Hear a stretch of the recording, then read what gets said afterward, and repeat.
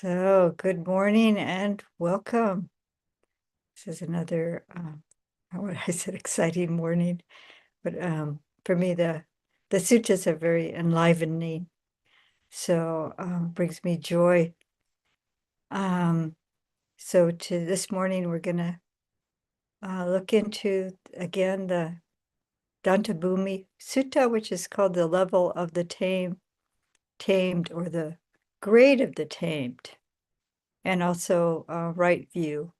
So I'll start with paying homage to the Buddha, Dhammasangha. Namo tassa bhagavato arahato samma sambuddhassa. Namo tassa bhagavato arahato samma sambuddhassa. Namo tassa bhagavato arahato samma sambuddhassa. Buddham Dhammam Sangham Namasami. So, as I was saying, we're going to look into the Dantabhumi Sutta.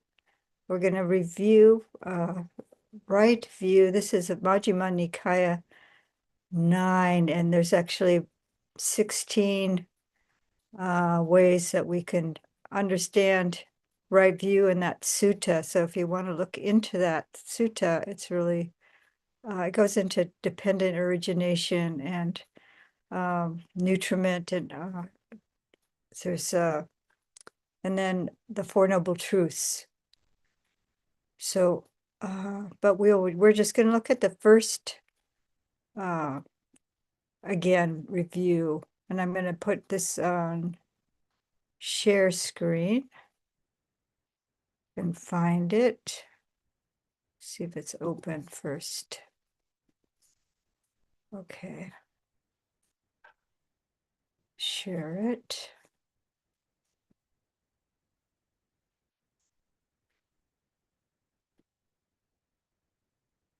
So, I think everyone can see that.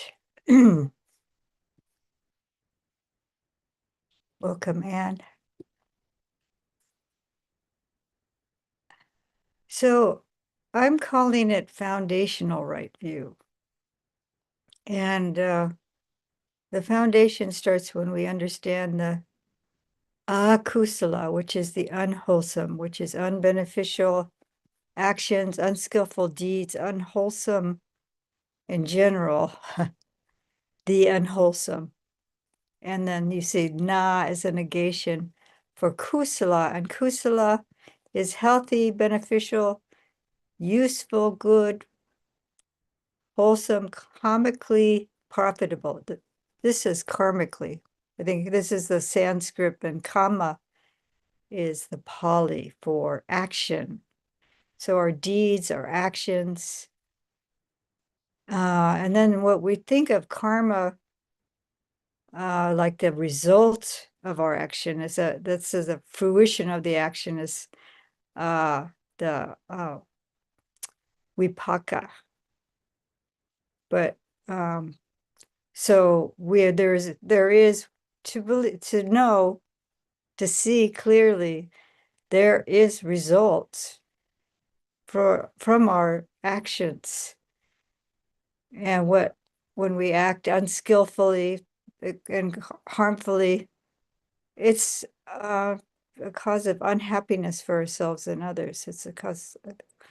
The akusala is a cause of harm, and the kusala is healthy, beneficial, good, and then comically profitable, it says. So also skilled. So you'll hear kusala, akusala is translated, kusala as skillful and akusala as unskillful. So, and then this is Bhante Sujato's description here. These are 10 ways of doing skillful deeds. There's a dasa kusala kamapata. And then this is detailed if you want to take a note in Majjhima Nikaya 41.7. And I think that point is the first paragraph. Anyway, I have a link to it, but I don't want to open it up right now. You can check it out. It's either 41.7.7 or 41.71, but I think it's 0.7, and that would be the paragraph. Sorry, I didn't check that clearly. I just noticed that. So there are 10 wholesome actions, 3 by body, 4 by speech, 3 by mind. Welcome, Kema. I'm just doing a review from last week. Avoiding killing living creatures, stealing, and sexual misconduct, avoiding speech that's false, divisive, harsh, and nonsensical. And then this is by mind, contentment, goodwill, and right view. And so these all stem from these 3 unwholesome roots. They rise from the unwholesome roots. The unwholesome root, okay, would be, oh, the good, avoiding it. The good is excuse me, I got it backwards there. So that's the good. These are the wholesome, and they stem from the wholesome roots. This is aloba, adosa, amoha. And then I don't see, so I'm just going to see loba. Loba is the unwholesome root. Now it would be greed. And then dosa, but dosa would be hatred. So we're avoiding these things, and what arises is the wholesome, non-hatred and kindness, and amoha is wisdom, clear understanding, sanity, freedom from ignorance, and literally non-delusion. And moha would be delusion and ignorance. This is just this lacking moha, the insane. It always sounds like here, because moha is sanity, freedom from ignorance. So the is a negation.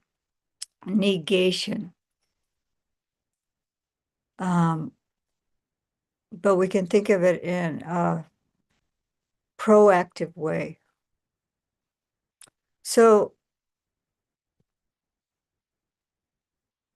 I've kind of made a sutta collage in that I take as extracts of one sutta and combine it with another, but there is definitely a relationship.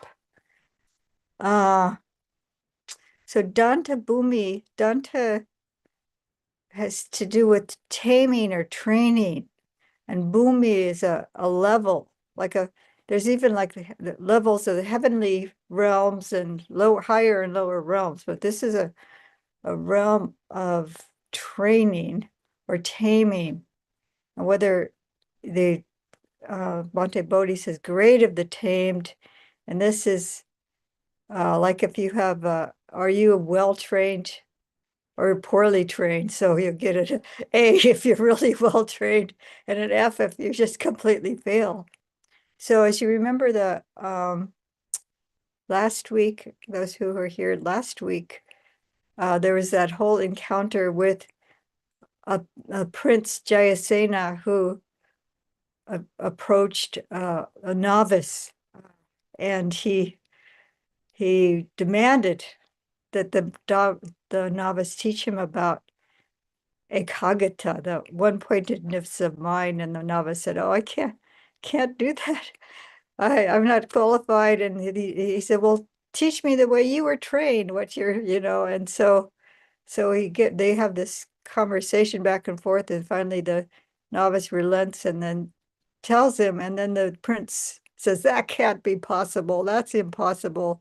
No one can do that," and storms off. And then the novice goes to the Buddha and tells him what happened. And then the Buddha talks about 2 types of animals, like a horse or an elephant, and the elephant or the horse, does the elephant or the horse have the behavior of a trained elephant or horse if they haven't been trained? And of course, no. The novice would say no. And then how about the ones that were trained? Do they have the behavior of the trained? And the novice says, of course, yes. And then the Buddha goes on and tells a simile about the two people and one person standing up at the top of a mountain and calling down to the other one, somehow magically up the horses. But anyway, the person's at the bottom and he's at the top, calling down, saying, "Oh, I see these lovely ponds, parks, and beautiful fields and so on." And the other one says, "Oh, you can't see that." And then so the other one goes, rushes down, grabs the other one and pulls him up to the top and said, "Well, now what do you see?" And of course he sees all these beautiful things. And so the here I have, "But just now we heard you say, standing on the top of the mountain, friend, you see lovely parks, lovely ponds, and so on." And then the first friend would reply, "Because I was obstructed by this high mountain, friend, I did not see what was there to be seen." And then, so this is the novice's clan's name. I can't remember the novice's personal name. So too, Ajivasena, Prince Jayasena was obstructed, hindered, blocked, and enveloped by a still greater mass than this, the mass of ignorance. It is impossible that Prince Jayasena, living in the midst of sensual pleasures, could know, see, or realize that which must be known through renunciation, seen through renunciation, attained through renunciation, realized through renunciation. So, what are we renouncing? We're renouncing greed, hate, and delusion. We're renouncing the akusala. And this is what this training and taming is about. This is training and taming ourselves. So it's like if there was a fully awakened Buddha here instructing me, I would have to follow the instructions. I would have to be the one taming myself. So, and then we do have the Buddhist teachings available, and there's a lot of ways of interpreting them, and we sometimes we just pick and choose which taming we want to endeavor. And some people just think like the prince, I think he thought maybe you just sit on a cushion and bingo, you do step 1, 2, 3 on the cushion and bingo, you're in samadhi. But no, you have to give up. You have to train yourself, tame yourself in your daily life, and train yourself in the abandoning the akusala and developing the kusala.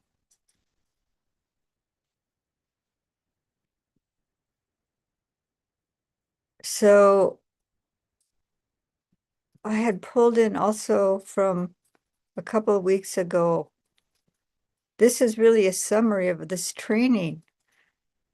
And this is the step by step these monks are being trained. And this is Hiriotapa's conscience and prudence.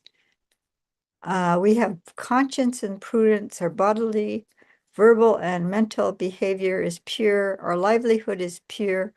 Our sense stores are restrained. We don't eat too much. We're dedicated to wakefulness, and we have mindfulness and situational awareness. And then they think this is sufficient. And the Buddha says, no, that's not enough. You have to keep going. And so, and then what more is there to be done? So this is really a condensed summary of before we endeavor to purify our mind in sitting meditation. It's like all leading up to that, or going into seclusion, actually.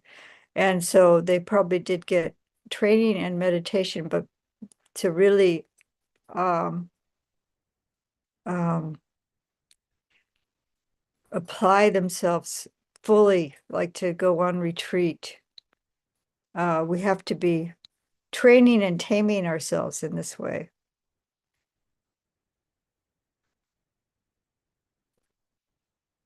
So here is two kinds of thought. And I think I'm going to get to that at a certain point. We're going to have to switch back and forth between screen shares. But I have Venerable Bhikkhu Bodhi's translation of Dante Bhumi, and we can pick up there with the reading of that. And then we can get back to this if we have time. And I think what I want to do next week actually is to go thoroughly through this sutta. I don't think we did share it some time ago, but it hasn't been recently. So it's a really excellent sutta. So we're going to stop the screen share for a moment. There we go.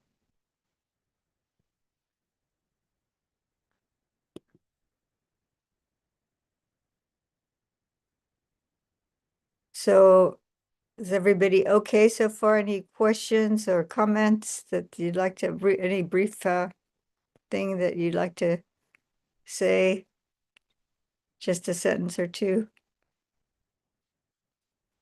Okay, let's go to the screen share then. And you can also put things in the chat as you go along.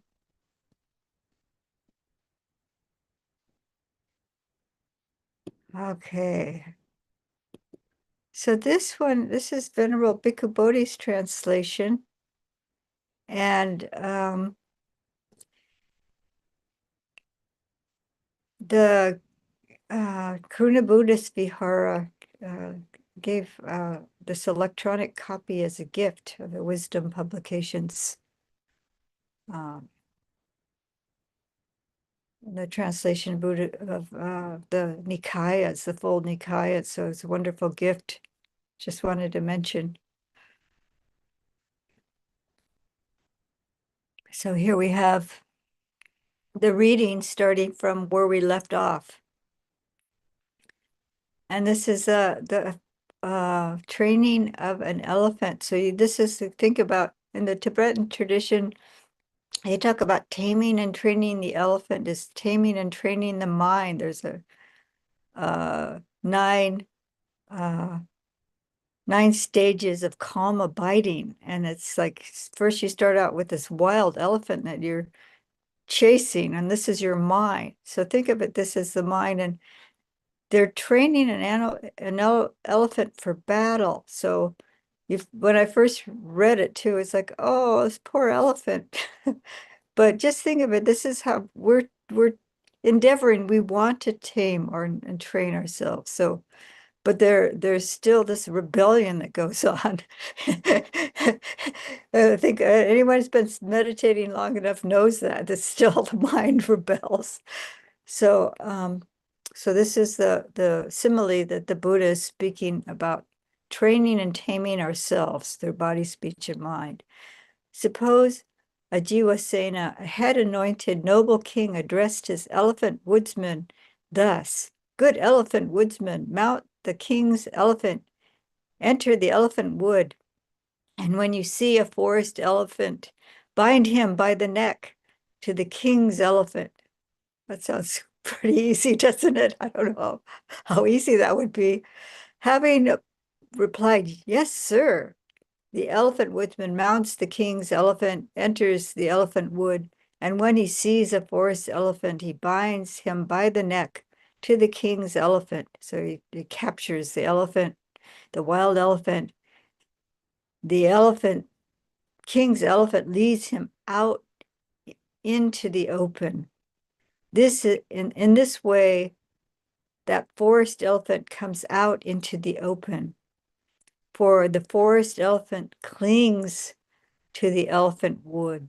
So this is clinging to our old habits. And this is also in this simile talks about the one disciple goes forth. This is going out into the open. It's interesting to think about what that would mean. It's kind of really starting to look at ourselves, opening up. Then the elephant woodsman informs the head anointed noble king, "Sire, the forest elephant has come out into the open." And the king addresses his elephant tamer thus: "Come, good elephant tamer, tame the forest elephant, subdue his forest habits, subdue his forest memories and intentions, subdue his distress, fatigue, and fever over leaving the forest." So this is one has gone forth. I think those who really are yeah, you still might have longing for the what you've given up if you're mendicant. But I think if we think in terms of training ourselves, we have these habits that are hard to give up. And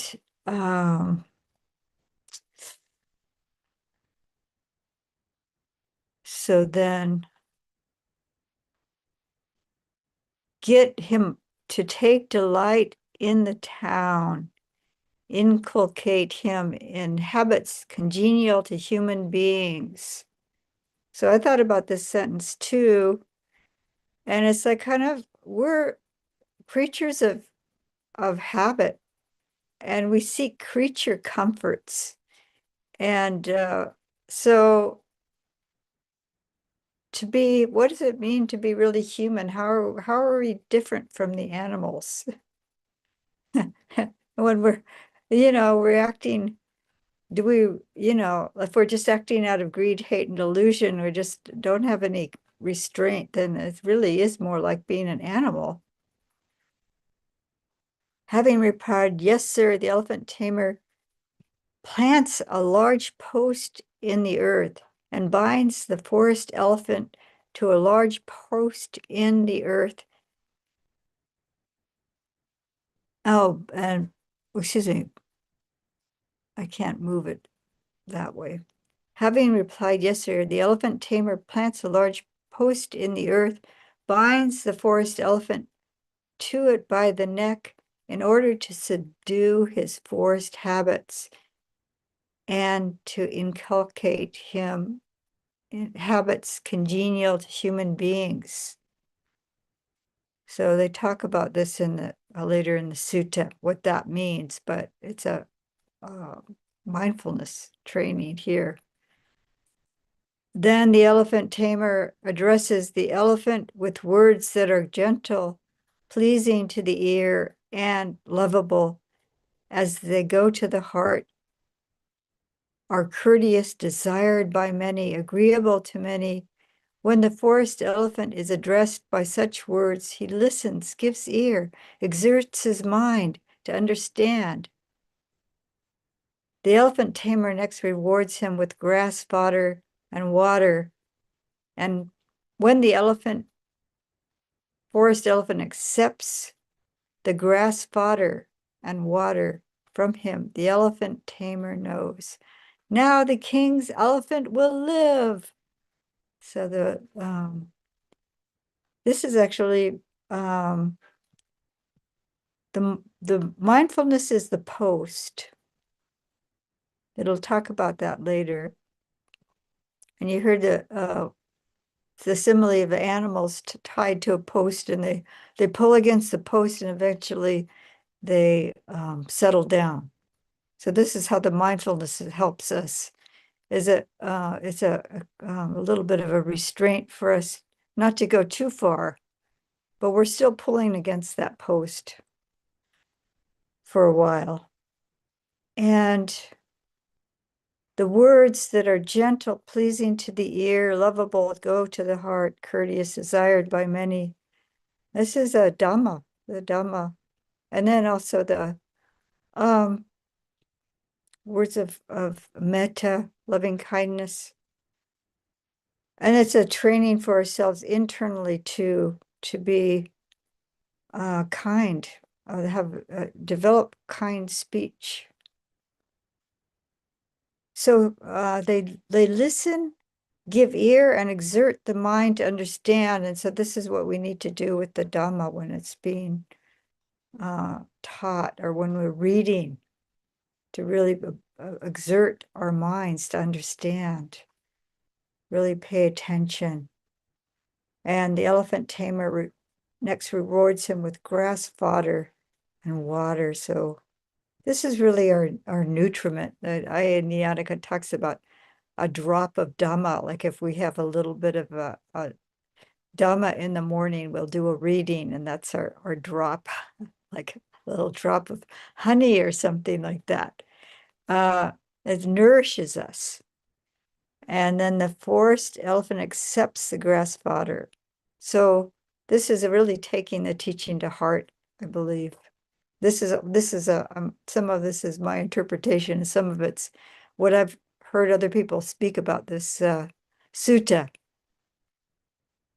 Then the elephant tamer trains him further thus: take up, put down. When the king's elephant obeys, the tamer orders to take up. Oh, trains him further, go forward, go back. When the king's elephant obeys, the tamer orders him to go forward and back and carry out his instructions. The elephant tamer trains him further thus: get up, sit down. When the king's elephant obeys the tamer's orders to get up and sit down, he carries out his instructions. The elephant tamer trains him further in the task called imperturbability. So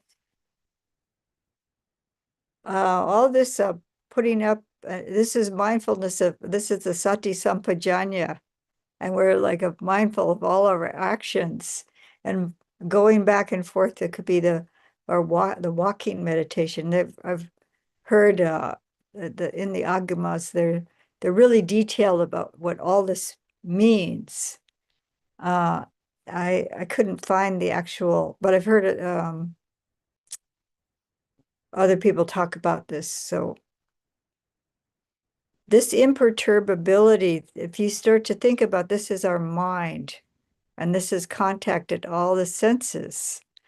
He ties a giant plank to his trunk.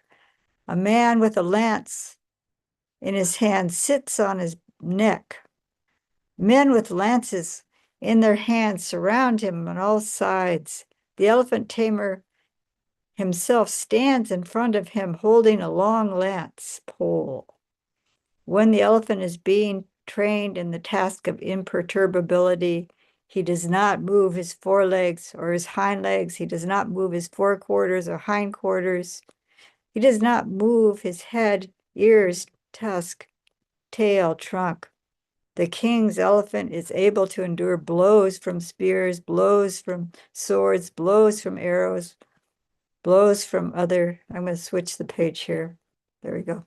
Beings, and thundering sounds of drums, kettle drums, trumpets, tom-toms, being rid of all faults and defects, purged of flaws.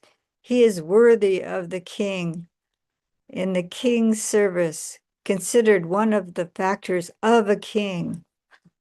So that sounds, the Buddha knew all this kind of training because he was in the warrior class, the ruling class. And but this imperturbability we can take as like all the sounds and ideas and things like that. If we're sitting really still, and the mind is all this stuff is going on in our minds, or throughout the day, there's a contact at the eye, contact at the ear, contact at the nose, and it can be disturbing one way or another, like bringing up greed or bringing up anger or bringing up confusion. And so this is this kind of imperturbability. So let's see, how are we doing on time? So to Jivasena Tathagata appears in the world, accomplished, fully enlightened, and then the person is inspired and he shaves off or his or her hair and puts on the robe and goes forth from home into the homelessness. And this way, that a noble disciple comes out into the open, for gods and humans cling to the five cords of sensual pleasure. So this is where we're talking about the kusala, akusala, and this greed for these sense pleasures. Then the Tathagata disciplines him further. Come, bhikkhu, be virtuous, restrained with the restraint of the patimokkha. I'm going to kind of summarize it a little bit here. And seeing when the noble disciple is virtuous and seeing fear in the slightest fault, trains him by undertaking the training in the precepts and the sense stores. On seeing a form with the eye, do not grasp but its signs and features, since if you were able to leave the eye faculty unguarded or guarded, evil, unwholesome states of covetousness and grief might invade your mind. Practice the way of restraint, guard the eye faculty, undertake the restraint of the eye faculty, and so on with the other sense gates, including the mind. On cognizing a mind object with the mind, do not grasp at its signs and features, since if you were to leave the mind faculty unguarded, evil and unwholesome states of covetousness and grief might invade you. Practice the way of restraint, guard the mind faculty, undertake the restraint of the mind, and be moderate in eating. You should not take food for amusement or intoxication, nor for the sake of physical beauty and attractiveness, but only for endurance, the endurance and continuance of the body. This is what we say every day in Pali before we eat. For the ending of discomfort, for assisting the holy life, considering I shall terminate old feelings of hunger without arousing new feelings of discomfort from overeating. I shall be healthy and blameless. I shall live in comfort. And then when they're moderate in eating, they've all this trainings, they're devoted to wakefulness during the day while walking back and forth and sitting. Purify your mind of obstructive states. In the first watch of the night, while walking back and forth and sitting, purify your mind of obstructive states. In the middle watch of the night, you should lay down on the right side in lion's pose with one foot overlapping the other, mindful and fully aware. After noting in the mind the time for rising, after rising in the last watch of the night, while walking back and forth and sitting, purify your mind of obstructive states. So people have calculated that that's 4 hours of sleep, but I haven't heard any monastic teacher recommend that unless your samadhi is good and you're capable of really only doing well on 4 hours of sleep. And if you have a lot of sense contact, this is more like retreat time when things are a lot calmer. You don't have a lot going on externally. It's all internal work you're doing. So we'll continue here. When Ajivasana, the noble disciple, is devoted to wakefulness, then the Tathagata disciplines him further. Come, bhikkhu, be possessed of mindfulness and full awareness. This is all the pick up, like put down, and all this action, full awareness when going forward and returning, when looking ahead and looking away, when flexing and extending your limbs, when wearing your robes and carrying your outer robe and bowl, when eating, drinking, consuming food, tasting, when defecating and urinating, when walking, standing, sitting, falling asleep, waking up, talking, and keeping silent. So this is bringing full awareness to all this activities. And it also includes being aware of what's arising in the mind, whether it's kusala or akusala, and then knowing what to do with the akusala. But if you're fully aware, like I'm really bringing my full attention to bringing this cup to my mouth.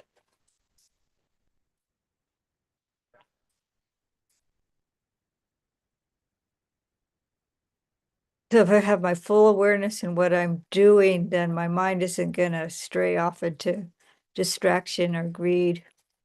I mean, if this is the appropriate thing for me to be doing, to take a sip of, I now have some green tea. So this is the appropriate thing for me to do. It's not out of greed, it's just out of need for wetting my mouth. So I know why I'm doing it. And I'm fully aware of what I'm doing when I'm doing it.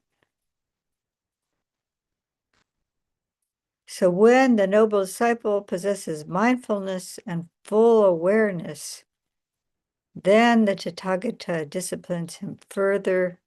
Come, bhikkhu, resort to a secluded resting place, the forest, the root of a tree, a mountain, a ravine, a hillside, a cave, a charnel ground, a jungle thicket, an open space, a heap of straw. He resorts to a secluded resting place, the forest, and so on. On returning from his alms round, after his meal, he sits down, folding his legs crosswise, setting his body erect, and establishing mindfulness before him. So this is putting mindfulness as a priority, parimokam, to the forefront. Abandoning covetousness for the world, he abides with a mind free from covetousness. He purifies his mind from covetousness. He, she, they, abandoning ill will and hatred, they abide with a mind free from ill will, compassionate for the welfare of all living beings. They purify the mind from ill will and hatred, abandoning sloth and torpor. They abide free from sloth and torpor, precipient of light, mindful and fully aware. They purify the mind of sloth and torpor, abandoning restlessness and remorse. They abide unagitated with a mind inwardly peaceful. They purify the mind from restlessness and remorse, abandoning doubt. They abide having gone beyond doubt, unperplexed about wholesome states. They purify the mind from doubt. So this is the 5 hindrances, and previously we went into a little more detail about them. But this is really beautiful because they talk about the opposites arising, or the opposites helping us abandon these unwholesome states. They, having abandoned these 5 hindrances, imperfections of the mind that weaken wisdom, they abide contemplating body as body, ardent, fully aware, and mindful, having put away covetousness and grief for the world. They abide contemplating feelings as feelings, mind as mind objects as mind objects, ardent, fully aware, and mindful, having put away covetousness and grief for the world. So, what just happened there? What were they doing? Anyone who's read the suttas repeatedly would go, oh, isn't this where the jhanas come in? Isn't it the four uh, jhanas, or the 4 immersions, or uh, some people say concentration, samadhi, the 4 samadhi, the jhanas. But here, in this sutta, this is one sutta that has, instead, they have that's the 4 foundations of mindfulness. So he goes from abandoning the hindrances into the 4 foundations of mindfulness.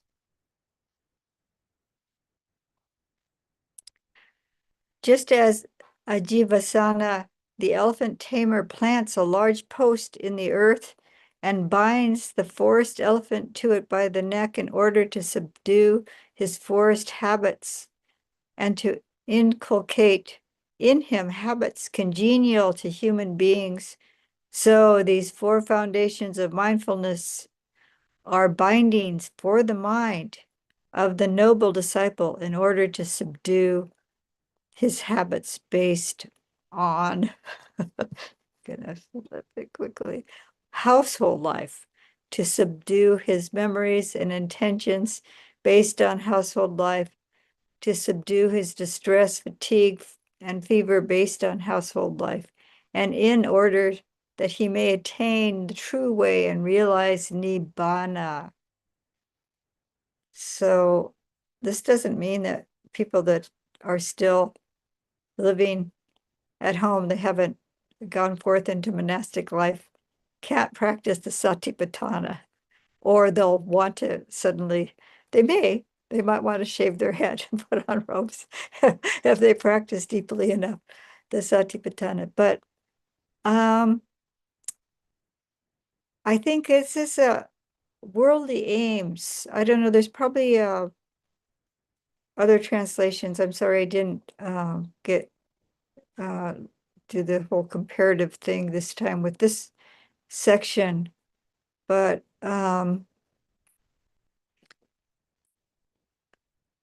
this could be understood as like I was saying, that with our society, it's so oriented towards gratification. And if you think of it in that way, you know, can we live in moderation? Can we live more simply? Do we have to follow all of our impulses? And like, to a certain degree, we're tamed, right? And we're follow if we follow the precepts, it's really a great start. We're not taking what we shouldn't take, and harming other people's relationships and doing all these things that people do, which is really more like an animal. You know, when you think of it, it's just more impulsively acting and causing harm in the world, or reacting to anger and so on. So it's not that because he's speaking to a novice, and we just had this encounter with the prince Jayasena, who is just totally indulging in sense pleasures. So I think this is more what they're talking about, this these desires and greeds, especially like you can imagine a teenage boy. It's just like, so they have to really discipline themselves. They haven't been through, a lot of us have been through, uh, been there, done that. We've had the school of hard rocks or whatever it is, or knocks. Through our experience, we're going, okay, I sought all these sense pleasures, and it isn't up what it's cracked up to be. But this teenage boy, it's still kind of glamorous in his mind. If he walks through town and there's like, they had on the street, there would be musicians and dancing girls and all kinds of stuff, as well as vendors selling fruit and stuff like that. And so you're just supposed to walk through calmly and not be pulled one way or another by desire. Um, so this is my, and I've also heard other people talk in this way about this. What this actually means is just the ordinary way of how people usually seek gratification if they have any amount of means to do it, if they're a householder. So anyway, so you don't have to shave your head unless you want to. So then the Tathagata disciplines him further. Come, bhikkhu, abide contemplating the body as a body, but do not think thoughts of sensual desire. Abide contemplating feelings as feelings, mind as mind, mind objects as mind objects, but do not think about sensual desire. With the stilling of applied and sustained thought, he enters and abides in the second jhana, the third jhana, the fourth jhana. So it seems like he went directly into the second jhana, but I've heard this explained that this contemplation of the satipatthana is so deep that you actually enter jhana doing this. And so they're secluded from sense desire, which is a characteristic of the first jhana. And the mind is one, there's the ekaggata here, the one-pointedness of mind with each one of these satipatthanas. And then so it's possible to enter jhana doing the satipatthana practice. And then they proceed through the second, third, and fourth jhana with the stilling of apply. Okay, so I read that part. And then he, with his mind concentrated, when his concentrated mind is thus purified, he understands birth is destroyed, the holy life has been lived, what had to be done has been done. There is no more coming to any state of being. So he realizes the three knowledges and the various psychic powers, and this is what this ellipse is here. And then she, they are an arahant. They've done what had to be done. The taints are destroyed. And so I think I'm going to stop there so we can have a little bit of discussion, but then it does talk about how the person who has attained this can endure heat, cold, hunger, thirst,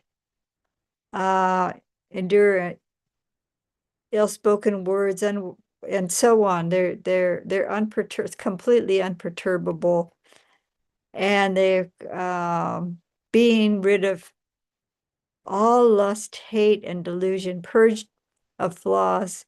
They're worthy of gifts, worthy of hospitalities, and so on. So there are really worthy. This is what we're still in debt until we're arhats to the world. So well, I'm working off my debt to humanity by by my practice.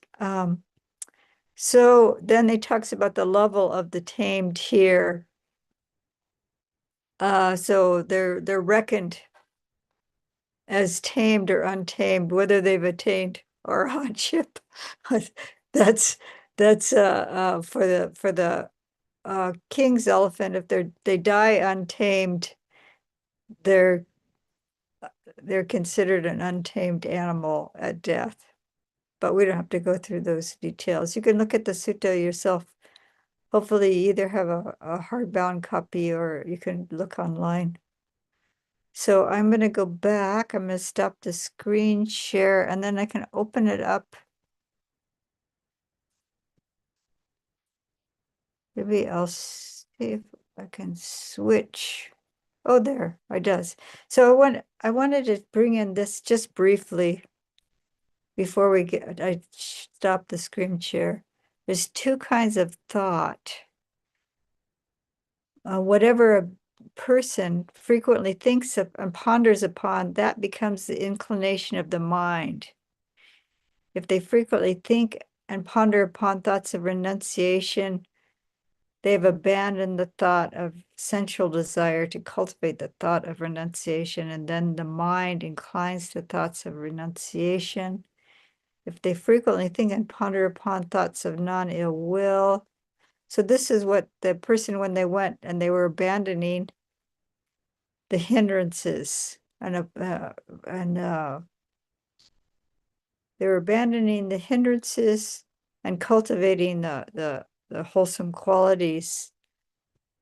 So I want to say and moderation here for renunciation. And I think about it, non-ill will. They've abandoned the thought of non-ill will to cultivate. I mean, they abandon ill will.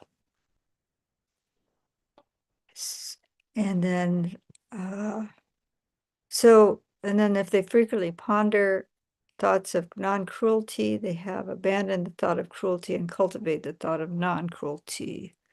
Then the mind inclines to thoughts of non-cruelty. So it's how we're directing our mind, which is a lot of what the sutta is about, is how taming and training the mind towards the wholesome and away from the unwholesome. And we'll talk about that sutta next week. I was seeing the connections. So I'm going to stop the screen share and we can open it to discussion. But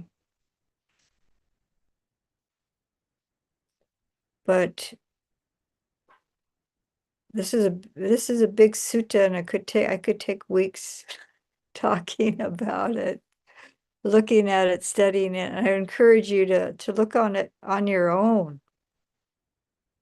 So if you have a question, a comment, you can put up a virtual hand, and I see Kema has put their camera on, so they may have a comment or question. Oh, Anne has a hand up, so I will respond to the hand. So you've unmuted yourself. Thank you. Have you ever read that biography of Ajahn Mun? It's a huge. I started reading that, and yeah, I couldn't understand how he could go out into the forest and meditate. I mean, I just couldn't understand it. I mean, but now after you've explained this sutta, I see that he must have been at such a high level of imperturbability that nothing bothered him. I guess have you read or heard about him? I did read, it was quite a long time ago. I think I was a layperson then, so right now it's closer to 20 years ago. Oh, yeah. But I have sat in the forest, and I know that it is not easy because of flies and mosquitoes, and There, you hear like even Ajahn Chah, he was talking about sitting in a charnel ground and it was dark and he was hearing something moving towards him. He was hearing sounds and he could imagine, no, it's just it's nothing. And then imagination takes over and he thinks it's a tiger and turns on his flashlight, it's a mouse or something like that. I mean, it's just your mind can go. And the Buddha talks about this too. They talk about there's a sutta. This is number 4. It's fear and I think it's fear and dread or something like that. And I can't remember the Pali, but yeah. So there's some Brahmin that comes to the Buddha and he says, people must go mad in the forest who sit out in the forest. And he said, oh, yeah, only if your mind is obsessed with greed, hate, and delusion, pretty much is what he was saying. And Oh, then what he was doing when he calmed his mind is he contemplated all this wholesome I've abandoned this unwholesome quality. I'm not overcome by greed. I'm not overcome by hatred. And then also, if you don't aren't fearing because you don't have any unwholesome behaviors, you're not fearing that, like if I die, you I, wouldn't. my karma is clear. So so there you have to develop a certain amount of imperturbability. And even when we're just sitting on our cushion inside and there's a fly inside, or the temperature's too hot, the temperature's too cold, the neighbor's music is up loud, all these kind of things can disturb our minds. It's not like dangerous or, like tigers and elephants, like in the used to be in Sri Lanka, still there's wild elephants.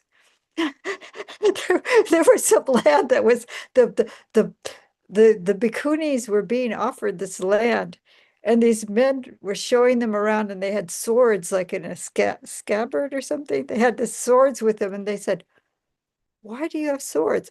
Oh, there's elephants in these woods, but we're giving this land to you. It's like so. And then I did hear of I read about a French monk who was in Sri Lanka and he was attacked by a bull elephant. He he, he was severely injured. Uh, so we can imagine it's real. There is danger, and then we can imagine that there's danger if we're out in the forest. But and then there's dangers in our homes too. I mean, there's just anywhere we are, we can die suddenly from various reasons or become injured or just the worst thing is that the mind can become corrupt. I mean, I think bigger danger is that there's food in the cupboard and there's or in the refrigerator and it's calling to us. We're if we're a layperson, especially, if we're not going to break a precept, I can just get up and get something and make myself something or something like that, and I want to be meditating. I think that could be a worse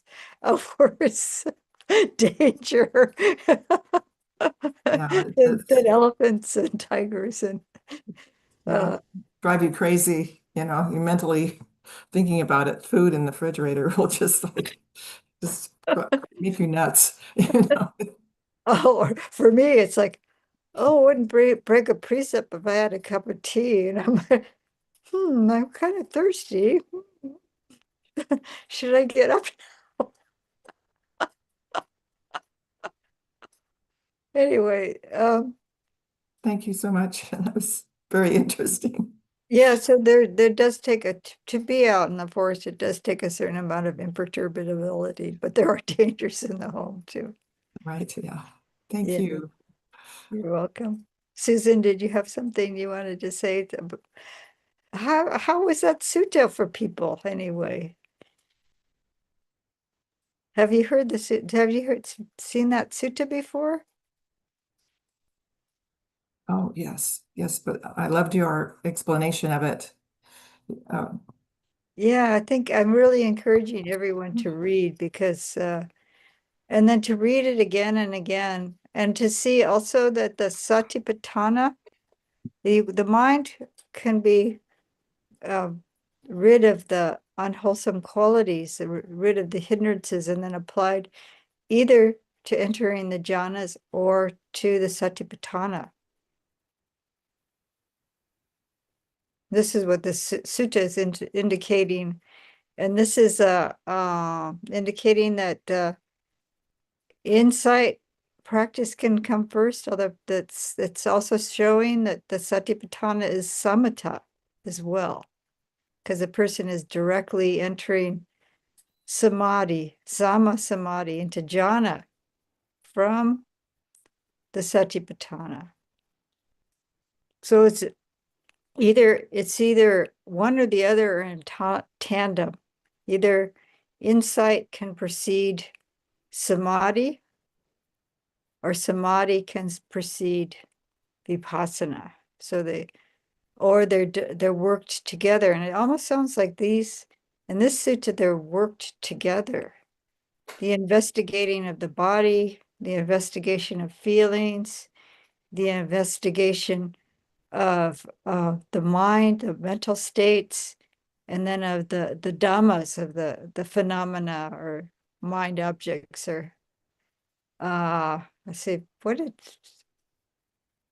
I think Bhante Sujato says principles. I don't have quite how that dhammas is, but because they're discussing things like really looking at the hindrances and the khandhas and these uh, more detailed aspects of experience in a really or uh, structured way. So then you're doing this kind of investigation, and then the mind settles.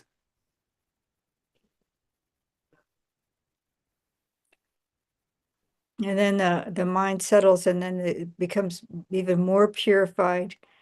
And then you can go even deeper into the really to understand, to destroy the unwholesome, the depth, the roots, getting really at the roots of the unwholesome and destroying that. And then the knowledge and vision can come, as it's described as really that arises then, uh, because it's like that mountain that was blocking the prince, it's like uh we're blocked by our own defilements, and until we remove that obscuration, we can see things really clearly, really understand things according to reality.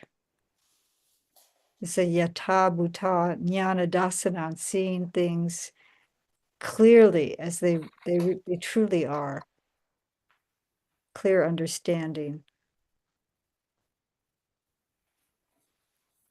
So this is a very powerful sutta because it's showing that it, uh, another way of working with the, not just a lot of times it talks about entering uh the jhanas and then emerging and seeing things clearly, but showing how the work of the satipatthana can also foster that clarity of mind. Yeah, I don't think I realized that. Thank you. Yeah, yeah, that's really good to know. Very, yeah, you can go in different ways. Yeah, that's very helpful. Very helpful. There's so many teachers right now. We're so fortunate, There's so many teachers teaching different jhana things, and it's really helpful important for me to read this myself and to to know for yourself and to read the suttas and find out. Yeah, there's not just one way, or yeah, or somebody may know one way, but it's easy to just get locked into one approach or rely on someone else for knowledge. And I think it's right here. It's here. And thank you for leading, teaching, your encouragement. Yeah, I am reading more. Yes, I'm so grateful. It's Yes. like I'm being showered, and and I've had these books, but now I'm actually reading more, and so it's really encouraging me. Thank you, Aya. You're welcome. So it's after 6 o'clock, and I mean after 9 o'clock, 6 minutes after nine. I guess dyslexia, I've got the numbers scrambled. Um, so we can end, and if you want to have further conversation, I'll stay on after I close the YouTube, but we can close for now. And thank you. Yeah, Kema, that definitely there's many ways that are taught, and then a lot of the teachers say this is the only way. But if you look at the suttas, I think he taught this novice in this particular way because that's what the novice needed as far as his instructions are concerned. And you see that very distinctly the Buddha is speaking to different people in different manners. So sometimes very kindly, sometimes he reprimands them the same exact question.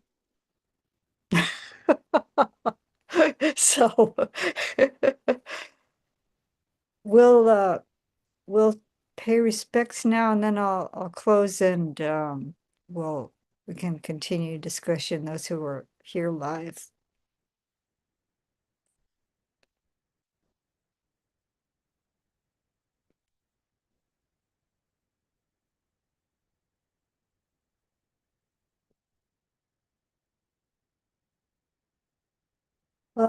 Aham Sama Sambuddho Bhagava Buddham Bhagavantam Abhivademi.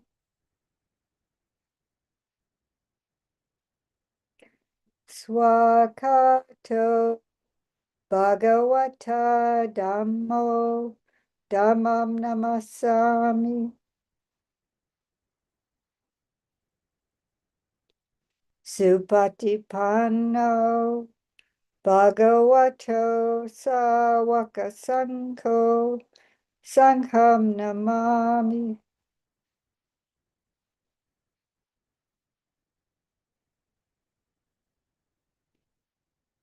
So thank you all for joining. I'm going to